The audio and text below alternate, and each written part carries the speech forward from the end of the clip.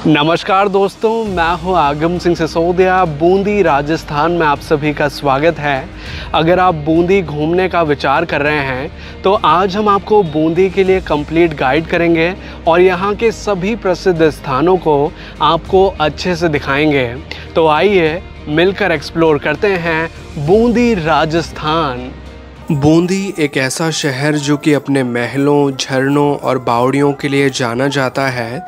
यहाँ पर कई सारे ऐसे स्थान हैं जो कि पर्यटकों को अपनी ओर आकर्षित करते हैं। हमारे इस बूंदी टूर के दौरान हम एक्सप्लोर करेंगे बूंदी का तारागढ़ किला, भीमलत वाटरफॉल, रामेश्वरम वाटरफॉल, सुख महल, रानी जी की बावड़ी और भी बहुत कुछ।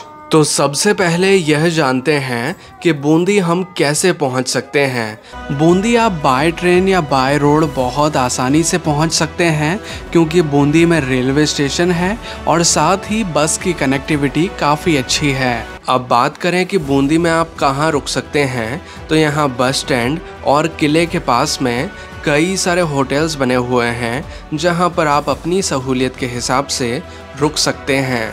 बूंदी घूमने के लिए आपको 2 दिन की आवश्यकता होती है और हमारे बूंदी टूर की शुरुआत हम करने जा रहे हैं बूंदी फोर्ट के साथ।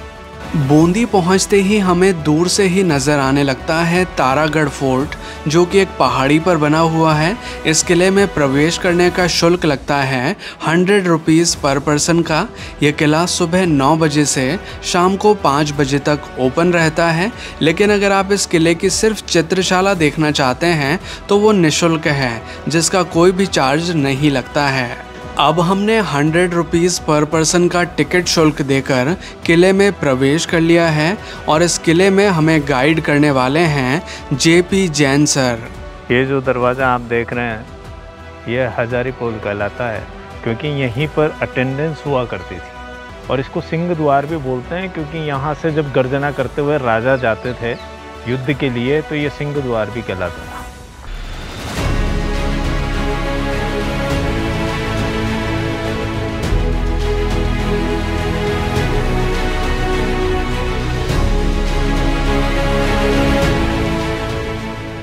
ये जो दरवाज़ा है ये 2 हाथियों के कॉम्बिनेशन से बना हुआ है जो पूर्ण रूप से पत्थर के हैं। बलुआ सैंडस्टोन से बनाए गए दोनों हाथी, और इन्हीं हाथियों की वजह से इस दरवाजे का नाम हाथी पोल दरवाज़ा है, जिसमें एक हाथी का कान चिपका हुआ है जबकि दूसरे का खुला हुआ है। तो ये जो 9 दरवाजे हैं ये 9 प्रकार के घोड़े, विशेष प्रकार के घोड़े खड़े होते थे। दरबार ऊपर बैठते थे। दरबार का जो सिंहासन है वो दीवार से बाहर की ओर निकला हुआ है। तब जब वो सिंहासन पर बैठते थे तो ऐसा महसूस करते थे कि 9 घोड़ों के सवार, 9 घोड़ों के रथ पर मैं बैठा हुआ हूँ और बूंदी का विकास कर रहा हूँ।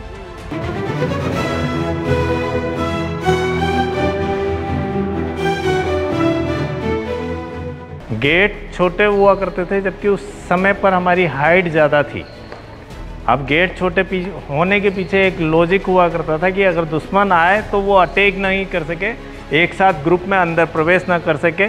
इसके लिए यहाँ पर 2 गार्ड खड़े होते थे और वो दोनों गार्ड आने वाले ग्रुप ऑफ पीपल को रोकने में सक्षम थे। ऐसे करके वो रोक सकते थे, इसीलिए दरवाजे छोटे होते थे। ये नहीं कि महाराज साहब के सम्मान के लिए सिर झुका करके आओ, ऐसा नहीं था, क्योंकि हर विशिष्ट व्यक्ति के आगे ऑटोमेटिकली दूसरा व्यक्ति झुक ही जाता है। यहाँ पर ये 9 मंत्रियों के 9 कार्यालय हैं, जिनमें 2 दरवाजे भी हैं, 2 रास्ते भी हैं जो बिल्कुल सेम डिट्टो डिज़ाइन में दिए हैं। एक वो वाला रास्ता है, एक वो वाला रास्ता है, वो भी अंदर टनल में जाता है, ये भी ऊपर, यहाँ से भी ऊपर का रास्ता खुलता है। और बाकी सब 9 के 9 मंत्री बैठा करते थे। कोई क्लॉथ मिनिस्टर, कोई ट्रांसपोर्ट मिनिस्टर, कोई सोल्जर्स कैप्टन, मतलब इस प्रकार से मंत्रियों का विभाग बांटे गए थे। उस ज़माने का ये पार्लियामेंट बोल सकते हैं। यहाँ पर दरबार बैठते थे जो कि मुख्यमंत्री या प्रधानमंत्री की रूप में महाराजा साहब यहाँ पर बैठते थे। मार्बल का सिंहासन है और सीट का डायरेक्शन इस दिशा में है, क्योंकि जितने भी मंत्री थे वो जब महाराजा साहब यहाँ पर होते थे तो उनसे डिस्कस करते थे, तो वो गोलाई में यहाँ पर बैठते थे और महाराजा साहब अंदर बैठते थे। ये कई सारे हाथियों की इस पर प्रतिमा स्थापित है, इसीलिए इसको हत्या साल या गजमुख साल भी बोलते हैं। यहाँ वहाँ से पहले दरबार यहीं पर बैठते थे अपने मंत्रियों के साथ में मंत्रणा करने के लिए। इनमें दरबार का एक रूम ये है जिसमें वो रिलैक्स भी होते थे, और इसमें से एक अंडरग्राउंड टनल ऊपर जाता है, और एक दरवाज़ा ये दिया हुआ है, ये टनल है जो अंदर महल में डीपली अंदर कहीं जाने का रास्ता है। ये वाला,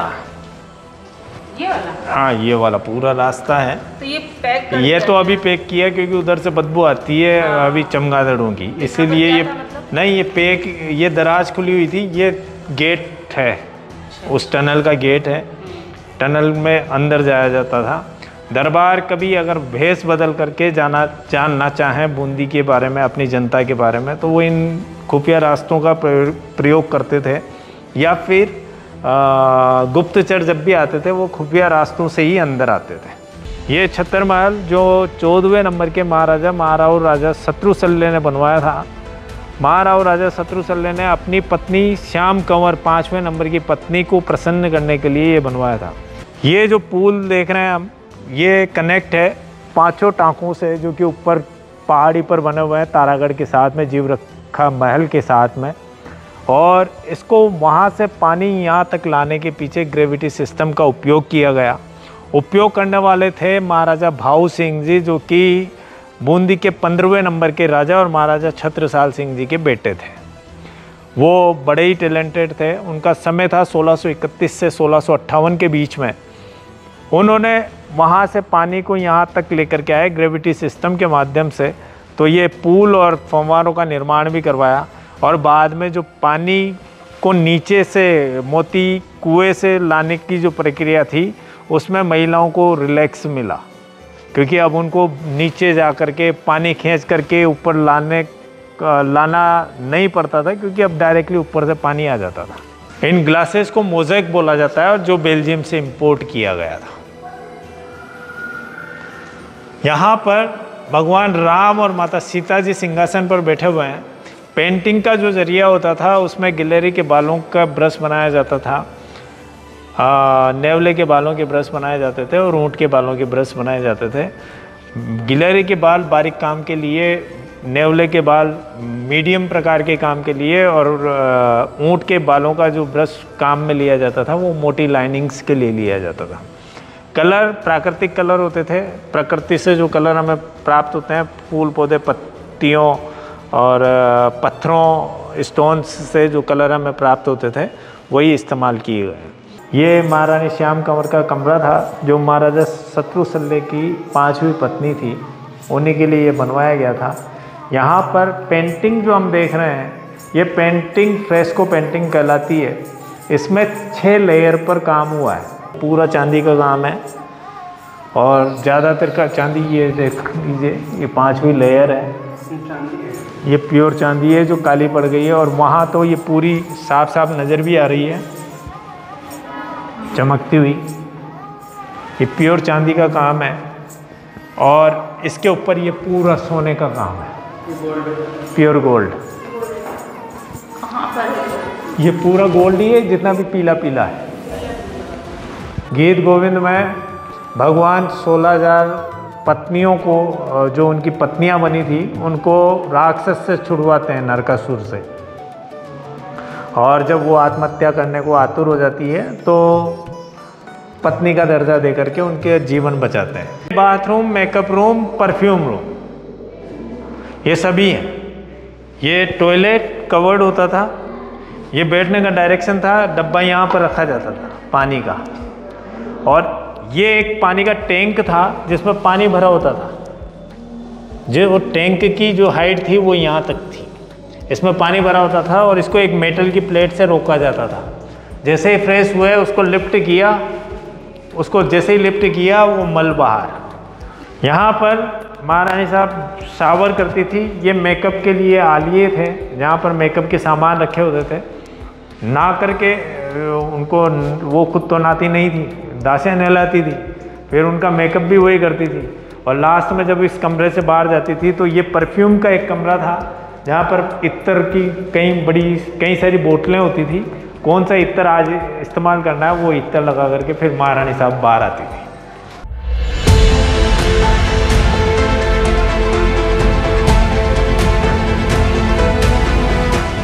वो तारागढ़ फोर्ट है, भीम बुर्ज उसके जस्ट नीचे है और उसी के पास में एक टांका वहाँ पर बना हुआ है। फिर उससे थोड़ा इधर आएंगे तो गेट के जस्ट पास में ही एक टांका बना हुआ है और उस टांके के साथ में जीवरक्षण महल है, जीव रक्षा महल, जिसको बाद में रानियों को दे दिया था, इसीलिए वो रानी महल के नाम से जाना जा रहा था। यहाँ से ये बूंदी का एक नज़ारा, बूंदी ब्लू टाउन के रूप में नज़र आता है। और ब्लू इस वजह से क्योंकि चूने का इस्तेमाल होता था घरों में, महलों में। चूने का इस्तेमाल क्यों होता था? क्योंकि एक तो इजी टू फाइंड था, दूसरा रीज़न था कि चूने की उम्र ज़्यादा होती है, तीसरा चूना ठंडक देता है और चौथा इसमें एक आम्लक तत्व होता है जो बैक्टीरियाज और वायरस से दूर रखता है। महारानी फूल लता कंवर के लिए महाराव राजा भोज ने बनवाया था, इसीलिए इसका नाम फूल महल रखा गया। फूल लता कंवर के ऊपर के नाम से ही इसको फूल महल कहा जाने लगा। ये बादल महल है जो महाराजा भोज ने अपनी प्रिय पत्नी बालनोद कंवर के लिए बनवाया था। बालनोद कंवर राठौड़ वंशीय रानी थी, उनकी पत्नी थी और इसीलिए वो जोधपुर साइड की थी, इसीलिए यहाँ का जो पत्थर की कटिंग है इसमें जोधपुर का मिश्रण भी नज़र आ रहा है। ये वाला पीला वाला पत्थर, यहाँ से बादल गुजरते थे बारिश के दिनों में और उस टाइम पर ये सबसे ऊंची बिल्डिंग हुआ करती थी, इसीलिए इसको बादल महल कहा गया। यहाँ जो पेंटिंग की गई है दीवारों पर, वो पेंटिंग किसी हिंदू आर्टिस्ट ने नहीं की।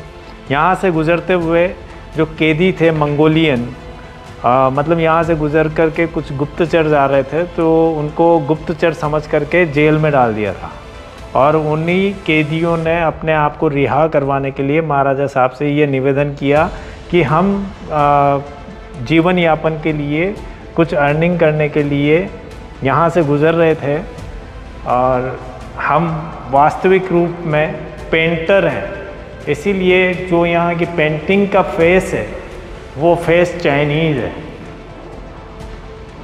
जो डिज़ाइन क्योंकि पेंटर करने वाले पेंटर जो थे वो चाइना के, मंगोलिया के थे। ऊपर भगवान कृष्ण को अपनी 8 पत्नियों के साथ में दिखाया गया है।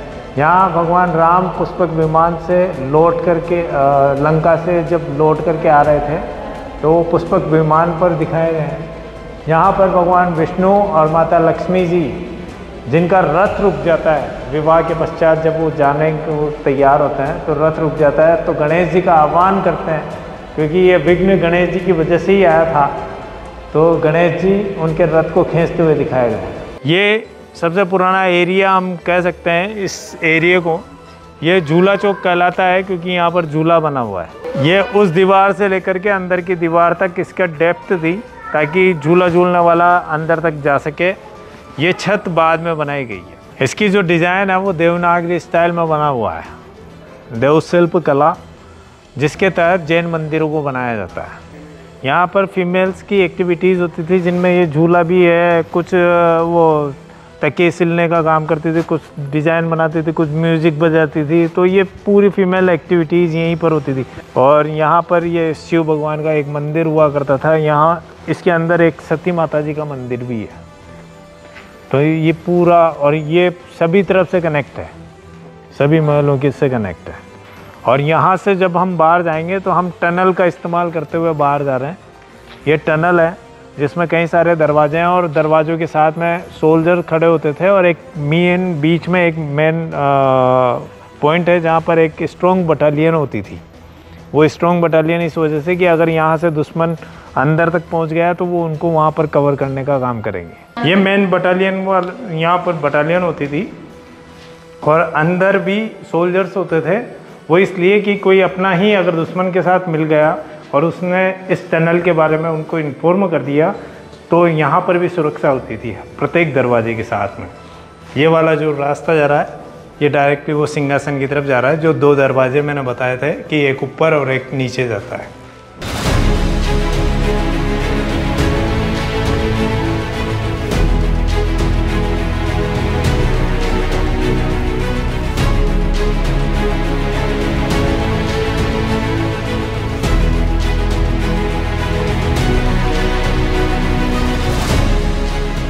ये चित्रशाला है जिसका नाम रंग महल भी है, क्योंकि यहीं एक रूम है, एक मंदिर था रंगनाथ जी का, और जिन महाराजा साहब ने इसका निर्माण करवाया 17th to 18th सेंचुरी में, 1748 से लेकर के 1771 के बीच में महाराजा उम्मेद सिंह जी, वो भी भक्त थे भगवान रंगनाथ जी के, इसीलिए इसका नाम दिया गया रंग महल, जो बाद में चित्रशाला के नाम से जग जाहिर हुई, क्योंकि यहाँ पर कला को महत्वपूर्ण स्थान दिया गया। यहाँ पर पेंटिंग, जो भित्ति चित्र बनाए गए, वो भित्ति चित्र अंदर वाले पोर्शन में, जिसको हम चित्रशाला कहते हैं, उसमें बनाए गए। और इसको बनाने के पीछे जो मेन उद्देश्य था वो यही था कि बूंदी की कला को प्रमोट करने के लिए ये स्थान बनाया गया। बाद में ये राजकुमारियों के रहवास का स्थान भी हो गया, इसीलिए यहाँ पर एक फाउंटेन भी है, और ये 4 बाग गार्डन, जिसके 4 सेक्शन में एक गार्डन बना हुआ है।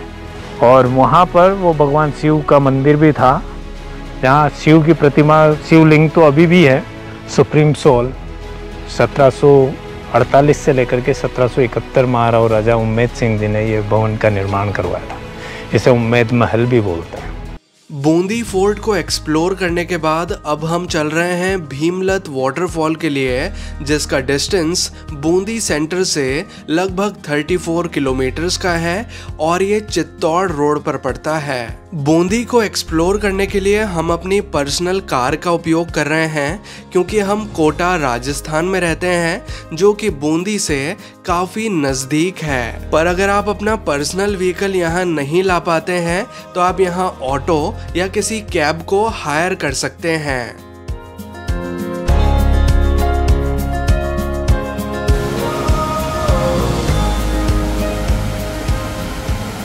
अब हम पहुंच चुके हैं भीमलत वाटरफॉल के पास में, जो कि काफ़ी बड़ा वाटरफॉल है और बहुत ऊंचाई से गिरता है। ये वाटरफॉल इतना सुंदर है कि जब आप यहाँ पर फैमिली के साथ, फ्रेंड्स के साथ आएंगे तो आप इस स्थान पर बहुत एंजॉय करेंगे। और साथ ही ये स्थान फोटोजेनिक प्लेस भी है, जहाँ पर आकर आप बहुत अच्छे पिक्चर्स क्लिक कर सकते हैं, क्योंकि इस पूरे सराउंडिंग एनवायरनमेंट का बहुत ही सीनिक व्यू नज़र आता है। भीमलत के बारे में एक दंत कथा है, जिसके बारे में ऐसा कहा जाता है कि महाभारत काल में वनवास के दौरान पांडव यहाँ आए थे। जब उन्हें प्यास लगी तो इस स्थान पर भीम ने जोर से लात मारी, जिससे कि पानी की धारा उत्पन्न हुई, जो कि आज भी बहती है, और इसी वजह से इस स्थान का नाम है भीमलत।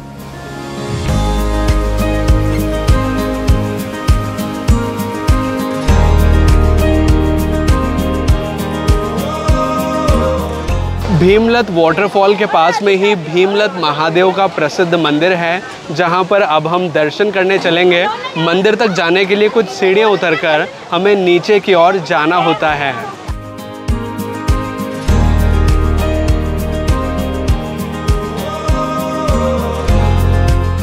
अब भीमलत महादेव मंदिर के पास में हम पहुंच चुके हैं, जहां पर एक शिवलिंग है, जिस पर प्राकृतिक रूप से भगवान पर जल चढ़ता रहता है।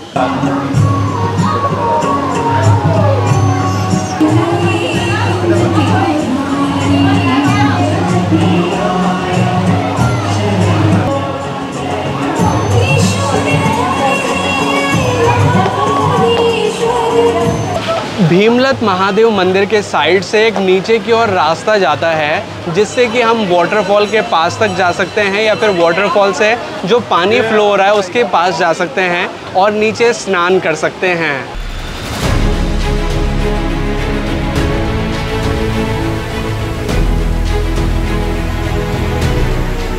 भीमलत वाटरफॉल की ऊंचाई के बारे में बात की जाए तो ये झरना लगभग 150 फीट की ऊंचाई से गिरता है, जो कि दिखने में बहुत सुंदर लगता है।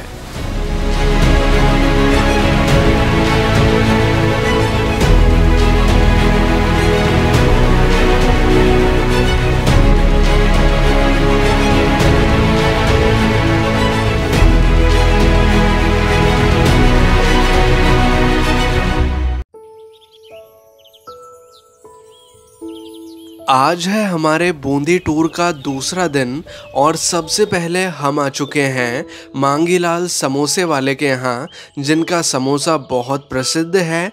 और अब समोसे का ब्रेकफास्ट करने के बाद सबसे पहले हम चल रहे हैं रामेश्वरम वाटरफॉल के लिए, जिसका डिस्टेंस बूंदी सेंटर से लगभग 17 किलोमीटर्स का है।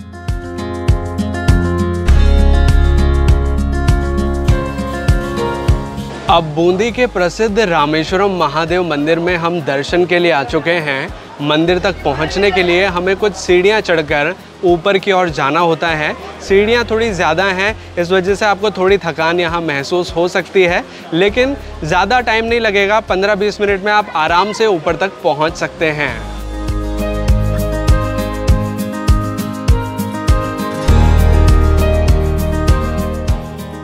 अब सीढ़ियां चढ़ के हम पहुंच चुके हैं रामेश्वरम महादेव मंदिर के मुख्य परिसर में। आज से नहीं, आज से पूर्व 850 वर्षों से हमारी पीढ़ी दर पीढ़ी चलती आ रही है। ये मंदिर मतलब प्राकृतिक है, सब कुछ इसमें कुछ भी मतलब बना हुआ नहीं है। ये जो नीचे लग रहा है ना मार्बल, यही लगा हुआ है। ये नंदीश्वर है, ये भी इनके साथ ही है। और यहाँ पे इसमें गौ माता के थन हैं जो देखते हैं। इधर ऊपर आकृति बनी हुई है गणेश जी की। इधर पीछे जाओ मंदिर में, आप पीछे की साइड में शेष नाग है, पंचमुखी नाग है। और उधर जो झरना है वो 12 ही मंथ ऐसे चलता ही रहता है, कभी मतलब बंद नहीं होता है।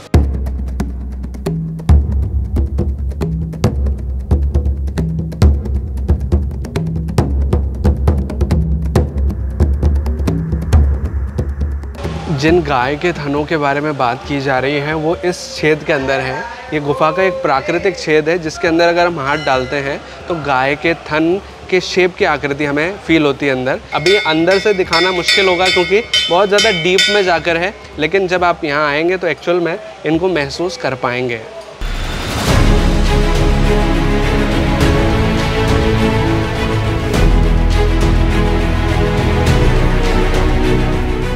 अब रामेश्वरम महादेव मंदिर के पास बने वाटरफॉल के पास हम आ चुके हैं। ये वाटरफॉल बहुत सुंदर है और काफ़ी ऊंचाई से गिरता है। इस वाटरफॉल के नीचे एक छोटा सा कुंड भी बना हुआ है, जिसकी गहराई काफ़ी ज़्यादा है और कई सारे श्रद्धालु यहाँ पर स्नान करते हुए भी नज़र आते हैं।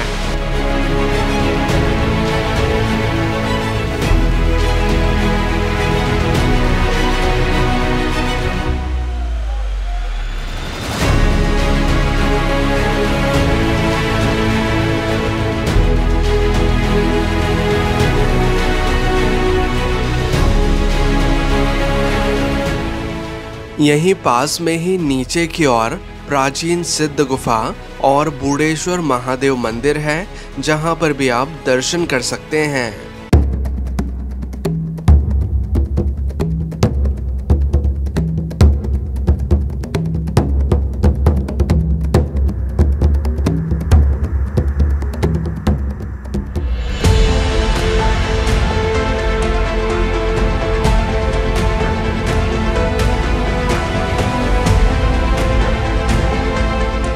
अब बूंदी के सुख महल को देखने हम आ चुके हैं, जो कि जैत सागर झील के पास बना हुआ है। यहाँ पर एक कॉम्प्लेक्स टिकट मिलता है, जिससे कि बूंदी के 4 स्थानों को आप देख सकते हैं। और इस कॉम्प्लेक्स टिकट का मूल्य होता है 75 रुपीज़ का। और वो 4 स्थान कौन कौन से हैं मैं आपको थोड़ा बताना चाहूँगा। एक तो है 84 खंबा छतरी, एक है सुख महल जहाँ पर अभी हम आए हैं, एक है बूंदी म्यूज़ियम जो कि अंदर ही बना हुआ है, और साथ ही रानी जी की बावड़ी। ये 4 स्थान का एक कॉम्प्लेक्स टिकट मिलता है, आप कहीं से भी ले सकते हैं, जिसका मूल्य है 75 रुपीज़ का। तो हमने ये टिकट पहले ही परचेज़ कर लिए थे। तो अब चलेंगे सुख महल के अंदर और इसे अंदर से देखेंगे। वैसे इसका टाइमिंग मैं आपको बताना चाहूँगा। इसका प्रवेश टाइमिंग होता है 9:45, सुबह 9:45 पे ओपन होता है और शाम को 5:15 तक ये ओपन रहता है। सुख महल का निर्माण 18वीं शताब्दी में किया गया था। इसको बनाने का मेन उद्देश्य था गर्मियों के दौरान राजा या राज परिवार के सदस्यों को आराम पहुंचाना, क्योंकि सुख महल बना हुआ है जैत सागर झील के किनारे। तो जब यहाँ से हवा चलती है तो हवा पानी से टकराते हुए यहाँ तक आती है, जिससे कि हवा ठंडी हो जाती है। और गर्मियों के दौरान जब राजस्थान का टेम्परेचर बहुत ज़्यादा होता है तो उस दौरान ये ठंडी हवा बहुत आराम पहुँचाती है।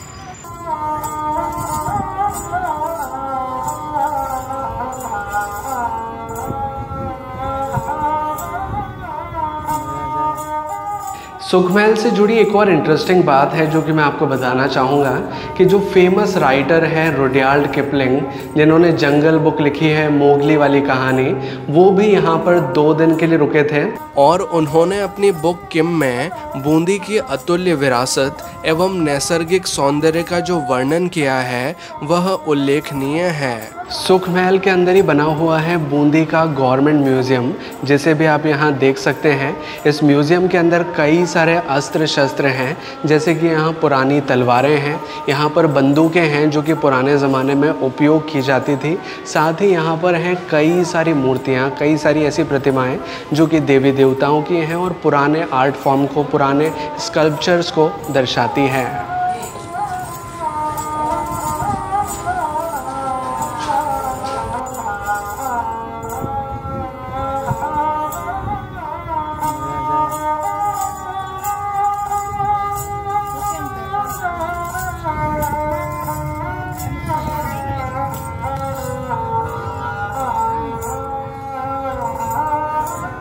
सुखमहल से कुछ ही दूरी पर बना हुआ है चौथ माता का प्रसिद्ध मंदिर, जहां पर भी आप दर्शन के लिए जा सकते हैं। मंदिर अरावली पर्वत श्रृंखला की एक पहाड़ी पर स्थित है। मंदिर के पास ही एक नदी बहती है जिसे बाण गंगा कहा जाता है। पुरानी मान्यताओं के अनुसार बूंदी के हाड़ा राजा चौथ का बरवाड़ा में दर्शन के लिए जाया करते थे, लेकिन जब वृद्धावस्था आई तो राजा मंदिर नहीं जा पाते थे, तो वो चौथ का बरवाड़ा गए और वहाँ से चौथ माता की प्रतिकृति लेकर बूंदी आए और उन्हें यहाँ पर स्थापित किया। तभी से बूंदी की चौथ माता का मंदिर प्रसिद्ध है और कई सारे श्रद्धालु यहाँ पर दर्शन के लिए आते हैं। चौथ माता मंदिर, जैत सागर, सुखमहल और रामेश्वरम वाटरफॉल, ये सभी एक ही मार्ग पर पड़ते हैं जिन्हें आप आसानी से एक्सप्लोर कर सकते हैं। बूंदी, जिसे बावड़ियों के शहर के नाम से जाना जाता है, यहाँ पर छोटी बड़ी मिलाकर लगभग 50 से 55 बावड़ियाँ हैं, जिनमें से सबसे प्रसिद्ध और प्रमुख बावड़ी को अब हम देखने आ चुके हैं, जिसका नाम है रानी जी की बावड़ी। ये बावड़ी अंदर से देखने में बहुत सुंदर है और इसमें बहुत ही खूबसूरत कारीगरी की गई है। जैसे कि अभी आप हमारे पीछे देखेंगे तो आपको नज़र आएगी तोरण द्वार वाली आकृति, जिसके दोनों साइड पर हाथी हैं और हाथी के ऊपर है महावत। ये जो आकृति बनाई जाती है इसे तोरण कहा जाता है और यहाँ पर 3 आकृतियाँ इस तरह की बनाई गई है सिमिलर एक ही फॉर्म में, इसलिए इसे त्रिपोलिया आकृति भी हम कह सकते हैं। जैसे कि फोर्ट्स में त्रिपोलिया द्वार होते हैं, 3 दरवाजे होते हैं जिन्हें शुभ माना जाता है, उसी तरह के त्रिपोलिया आकृति यहाँ पर भी बनाई गई है। 3 द्वार का फॉर्म यहाँ पर दिया गया है। वैसे एक बहुत ही महत्वपूर्ण जानकारी मैं आपको बताना चाहूँगा, ये रानी जी की बावड़ी मल्टीपल तलों में है, यानी कि बहुत सारे तल हैं इसके, लेकिन जो मेनली तल इसके बारे में बात की जाती है वो है 3 तल, यानी कि 3 फ्लोर वाली ये बावड़ी है। और अभी जिस फ्लोर पर हम हैं ये प्रथम तल है इसका, जो सबसे ऊपर वाला तल है। इसके नीचे दूसरा तल है, उसके नीचे एक और तल है, यानी कि जितना बड़ा एरिया आप देख रहे हैं ये सिर्फ सिंगल फ्लोर है। 2 फ्लोर पानी के नीचे हैं। अभी जिस टाइम पर हम ये प्लेस को विज़िट करने आए हैं, यहाँ पर पानी का लेवल बहुत ज़्यादा है, इस वजह से नीचे का फ्लोर देखा नहीं जा सकता। लेकिन जब पानी छट जाता है, पानी का लेवल कम होता है, तो बावड़ी के बहुत ज़्यादा नीचे तक जाया जा सकता है। और नीचे भी इतनी ज़्यादा खूबसूरत कारीगरी की गई है, बहुत सारी मूर्तियाँ बनाई गई हैं। और साइड में आप देखेंगे तो यहाँ पर भी मंदिर नुमा जो स्ट्रक्चर है वो बनाए गए हैं। भगवान वारा की जो प्रतिमा है वो भी नीचे है, नरसिंह भगवान की प्रतिमा है, बहुत सारी प्रतिमाएं इसमें बनाई गई हैं। जब आप यहाँ आएंगे तो बहुत अच्छे पिक्चर्स क्लिक कर सकते हैं और राजस्थानी कल्चर को और राजस्थानी आर्ट को एक्सपीरियंस कर सकते हैं। बूंदी शहर के दक्षिण की ओर स्थित रानी जी की यह बावड़ी अत्यंत अलंकृत तथा तोरण से युक्त है। इसका निर्माण बूंदी के राव राजा अनिरुद्ध सिंह जी की पत्नी नाथावत जी ने अपने पुत्र बुद्ध सिंह के कार्यकाल में विक्रम संवत 1757 में करवाया था। यह बावड़ी 260 फीट लंबी तथा 40.4 फीट चौड़ी है। इस बावड़ी में अलंकृत द्वार, सुंदर तोरण, देवी देवताओं की प्रतिमाएं एवं भित्ति चित्र बने हुए हैं। इस बावड़ी में 100 से अधिक सीढ़ियां भी हैं। बूंदी शहर में बहुत सारी बावड़ियां हैं और इसका एक कारण ये था कि उस समय के जो राजा महाराजा थे वो पेयजल व्यवस्था यानी पानी की व्यवस्था के लिए जनता के लिए कि जनता को पानी की व्यवस्था पूरी तरह से मिल जाए, इसके लिए वो जगह जगह पर बावड़ियों का निर्माण कार्य करते थे। इस वक्त हम रानी जी की बावड़ी में खड़े हुए हैं और रानी जी की जो बावड़ी है वो 3 मंजिला इमारत है एक तरीके से। इसके हर तल पर पूजा स्थल बने हुए हैं जहाँ पर पूजा की जाती है। तो यहाँ पर बहुत अच्छा देखने को मिला और एक अनूठी और बहुत ही सुंदर रानी जी की बावड़ी देखने को मिल रही है। रानी जी की बावड़ी के बाहर कई सारे इमरती जलेबी के ठेले लगे रहते हैं जिनका भी स्वाद आप ले सकते हैं। अब हम आ चुके हैं धाबाई का कुंड देखने, जो कि रानी जी की बावड़ी से लगभग 500 मीटर की दूरी पर है। आप देखेंगे ये काफ़ी बड़ा कुंड है और इसमें काफ़ी सारा पानी स्टोर किया जाता था। वैसे बावड़ी और कुंड के बीच का डिफरेंस मैं आपको क्लियर करना चाहूँगा। बावड़ी का पानी बहुत ही स्वच्छ पानी माना जाता है क्योंकि बावड़ी का निर्माण पीने योग्य पानी को स्टोर करने के लिए किया जाता था। और पुराने ज़माने में जो कुंड बनाए जाते थे वो जैसे नहाने का पानी चाहिए या डेली एक्टिविटीज़ के लिए जो पानी चाहिए वो पानी कुंड में से इस्तेमाल किया जाता था। और कुंड का आर्किटेक्चर आप देखेंगे और बावड़ी का आर्किटेक्चर देखेंगे तो दोनों में काफ़ी डिफरेंस आपको नज़र आएगा। अब आ चुके हैं नागर सागर कुंड, जो कि रानी जी की बावड़ी के काफ़ी करीब बने हुए हैं और बीच बाज़ार में स्थित हैं। यानी कि ये पूरा एरिया मार्केट से सराउंडेड है और उसके बीच में ये कुंड बने हुए हैं जिनका पुराना नाम था जमुना सागर और गंगा सागर कुंड, जो कि आपस में जुड़े हुए हैं। इन कुंडों को बनवाया गया था 19वीं शताब्दी में राजा राम सिंह के कार्यकाल में रानी चंद्रभानु कुमारी द्वारा। इन कुंडों को बनाने का प्रमुख उद्देश्य अकाल के समय शहर की जनता को जल उपलब्ध कराना था।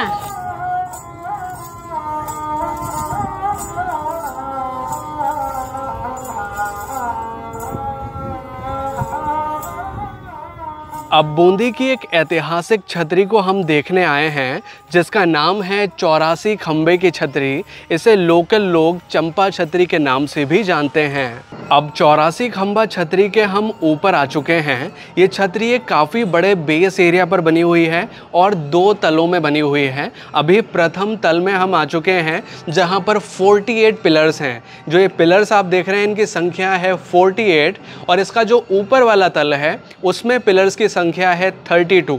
और जो 4 पिलर्स हैं वो इस चबूतरे के साइड में बने हुए हैं। जैसे कि अभी आप देख रहे होंगे ये जो पिलर्स हैं छोटे वाले, ये इस तरह के यहाँ चबूतरे के चारों कोनों पर 4 पिलर्स बने हुए हैं। तो ये टोटल मिलाकर हो जाते हैं 84 पिलर्स। और यहाँ पर बीच में बना हुआ है एक शिवलिंग जहाँ पर आप दर्शन भी कर सकते हैं।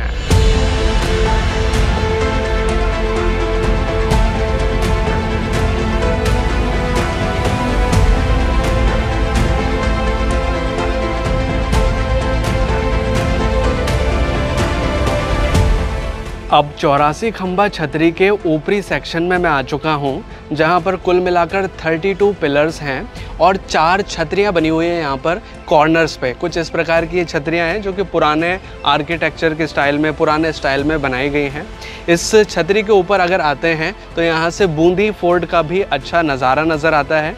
और इस जगह से जुड़ी कुछ मेमोरीज़ हैं जो कि मैं आपके साथ शेयर करना चाहूँगा। बूंदी मेरा जन्म स्थान है जहाँ पर मेरा जन्म हुआ। मैं लगभग 8 से 10 साल अपनी फैमिली के साथ यहीं रहा और अभी जो स्थान मैं आपको दिखाने जा रहा हूँ वो मेरा स्कूल हुआ करता था। आज भी ये स्कूल रनिंग में है। इस स्कूल का नाम है सेंट एन्स अकेडमी। यहाँ थोड़ा सा पेड़ के पत्तों की वजह से प्रॉपरली व्यू नज़र नहीं आ रहा, लेकिन ये छोटा सा स्कूल हुआ करता था जहाँ पर मैंने 3rd स्टैंडर्ड तक पढ़ाई करी है, यानी कि तीसरी तक यही पढ़ाई करी। इसके बाद 4th क्लास हमने थोड़ी सी पढ़ी थी, उसके बाद हम कोटा शिफ्ट हो गए थे। तो ये बहुत अच्छी मेमोरी है जब पापा यहाँ पर हमको खिलाने लाया करते थे, स्कूल छोड़ने आया करते थे। मम्मी जब पहली बार एडमिशन कराने आई थी वो यही स्कूल है। और ये जो पास में ग्राउंड नज़र आ रहा है, इस ग्राउंड में मैंने साइकिल चलाना सीखा है। तो काफ़ी सारी मेमोरीज़ हैं जो कि इस जगह से जुड़ी हुई हैं।